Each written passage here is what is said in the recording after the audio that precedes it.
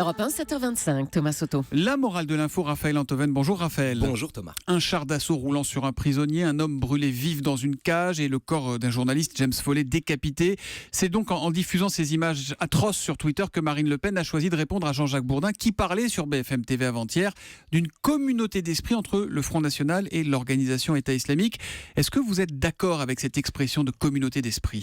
Écoutez Thomas, à première vue, le FN et Daesh sont aux antipodes l'un de l'autre. Le FN n'est pas un mouvement terroriste. À ma connaissance, les militants frontistes ne pratiquent pas la décapitation. Et Marine Le Pen n'a jamais appelé de ses voeux la constitution d'un grand califat en Irak et en Syrie. De sorte qu'elle a beau jeu d'ailleurs d'exhiber des horreurs comme si Bourdin l'avait accusé d'en faire autant. Alors que Bourdin n'a jamais dit que le FN et Daesh c'était la même chose. Il a juste parlé d'une communauté d'esprit. Mais alors, elle vaut quoi cette expression de communauté d'esprit ? Écoutez, chacun jugera, mais c'est là qu'il faut être extrêmement précis. Prenons juste 3 exemples, Thomas. Numéro 1. L'État islamique considère que les musulmans n'ont rien à faire dans une France qu'il tient pour une terre de croisés, c'est son expression. Or, qui lui donne raison, sinon Marion Maréchal Le Pen, quand elle explique, doctement, que l'islam et les musulmans ne peuvent avoir en France, citation, le même rang que la religion catholique. Qui est pendant la campagne régionale. Tout à fait. Numéro 2. Daesh se présente comme le bras vengeur des musulmans morts sous les bombes françaises en Libye. Or, c'est le FN, et Michel Onfray d'ailleurs, dont Daesh revendique les paroles, qui présente l'intervention française en Libye comme la cause directe des attentats de Paris. Enfin, et c'est le plus criant, si j'ose dire, la façon dont le FN se défend de ressembler à Daesh consiste à bombarder, si j'ose dire, les réseaux sociaux de photos immondes, dont certaines sont encore en ligne à l'heure où nous parlons.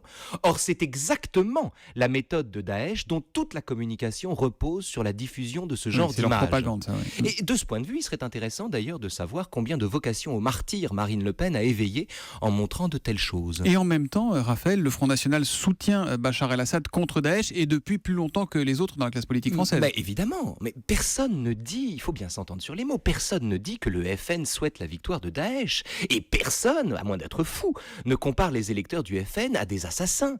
En revanche, ce qui est incontestable, c'est que Daesh trouve dans le FN un discours suffisamment caricatural pour justifier sa haine, tandis que le FN trouve en Daesh un ennemi suffisamment terrifiant pour grimper dans les sondages. C'est un échange de bons procédés, si vous voulez. En fait, entre le FN et Daesh, c'est un peu, et toute proportion gardée, la même histoire qu'entre George Bush et Al-Qaïda. Ce sont des alliés objectifs. Ils ont besoin l'un de l'autre, ils se rendent service en se tapant dessus, et finalement, ils se tiennent par la main. Voilà, mais sans évidemment communiquer directement. Tout ça est la conséquence des positions des uns et des autres. La morale de l'info alors ? La morale de l'info, c'est que voter Front National, c'est aussi, pas seulement, mais aussi voter pour l'idée que Daesh se fait de la France. Voilà, donc vous êtes nombreux à réagir. N'hésitez pas sur Twitter avec le hashtag E1Matin. Merci Raphaël, on vous retrouve demain de 15h à 16h. Dans Qui Vive, on parlera de quoi ? On parle de René Girard demain, vous savez, qui est très mort bien. il y a pas si longtemps, et on en profite pour visiter un peu son œuvre en compagnie de Benoît Chantre. Bien, à demain 15h pour Qui Vive et lundi à 7h25 pour la morale de l'info. Salut Thomas. Europe 1.